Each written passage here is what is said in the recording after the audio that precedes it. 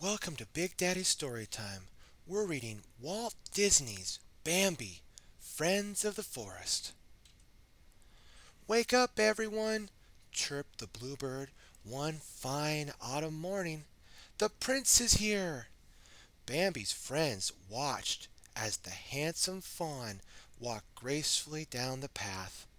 The opossums called out their upside down greetings, and the squirrel and chipmunk chattered hello too. Today, Bambi is going to the lake for the very first time, Thumper the bunny explained to the old owl. Then he added proudly, and I will introduce him to the animals who live there. The owl looked down at Bambi and said, "Remember what your mother told you, young fellow. Be very alert in the forest and run away quickly if ever you meet with danger." Bambi listened carefully, for surely his mother and the wise old owl knew what was best for him.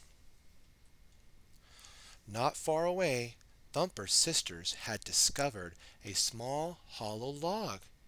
"Would you like to play too, Bambi?" they asked as they ran in one end and out the other. "Oh, I'd like to, but I'm too big for that game," Bambi replied politely. "Besides, I am very busy." Then Bambi and Thumper came to the burrow where their friend Flower lived. They asked the little skunk if he wanted to join them, but Flower said no. "There's a very mean fox in the forest," he warned, peeking out from behind two big daisies. Now, Thumper knew that he should be afraid too, but he had so many things to do today that he just didn't have time to worry about a fox. So off he hopped, and Bambi followed close behind as Thumper led the way deeper and deeper into the big forest. "Bambi is becoming very brave," said Mother Quail, as the fawn pranced by, and her family agreed. Bambi had never been so far from home, and never ever before had he been away from his mother. When they finally arrived at the lake, Bambi turned to Thumper. It is as beautiful as you said it would be," he said, and then, sounding a bit disappointed, he asked, "But where are all the animals?"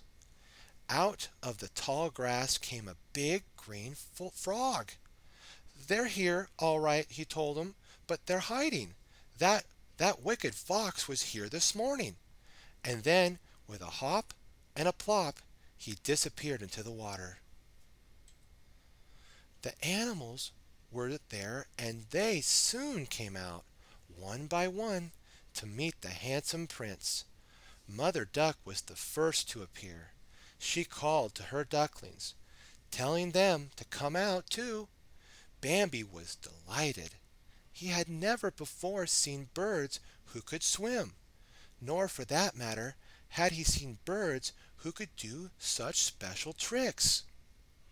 Bambi stepped back, surprised as the next animal, a prickly looking fellow, came waddling out from behind a big rock. Thumper chuckled. "Don't worry, Bambi," he said. That is a porcupine, see? He wants to be your friend." Next, Bambi met Bernice. He admired her fine, fluffy coat, and then, very curiously, he asked, "Why does she wear a mask?" Thumper chuckled again. "That's not a mask, Bambi. That's the way a raccoon is supposed to look." Although the beavers were busy working, they too came over to meet Bambi. "I've seen your father," the youngest beaver told Bambi. "He comes here often to take a drink." Bambi was just taking a cool, refreshing drink himself when suddenly he heard a chipmunk's loud, nervous chatter. Cheat, cheat, cheat, cheat, cheat, cheat, cheat, cheat! Run and hide! The fox is near! With a hurry and a scurry, the animals quickly rushed away. But little Thumper, who was so far from his safe, snug home, didn't care to move. Maybe the fox won't notice me, he thought. Bambi was frightened too, but he knew that his friend was in worse danger than he was. He saw the large fox slowly and shyly creeping toward the tiny, helpless bunny. Bambi thought quickly, surely I can outrun that fox. So without a bit of hesitation, Bambi leaped between the fox and Thumper, and just as Bambi had planned, the fox did start to chase him. Through the forest they ran, over logs and bushes and rocks and twigs, with the fox never far behind. Bambi's hoofs pounded the ground, and his heart beat fast as the fox got closer and closer. And then, at the very moment when Bambi felt he could run no more, a large, powerful stag stepped out from behind a tree. He lowered his majestic antlers and charged. The fox, who was frightened indeed, stopped in his tracks, turned hastily, and dashed off into the woods. Breathless, Bambi looked up at the stag.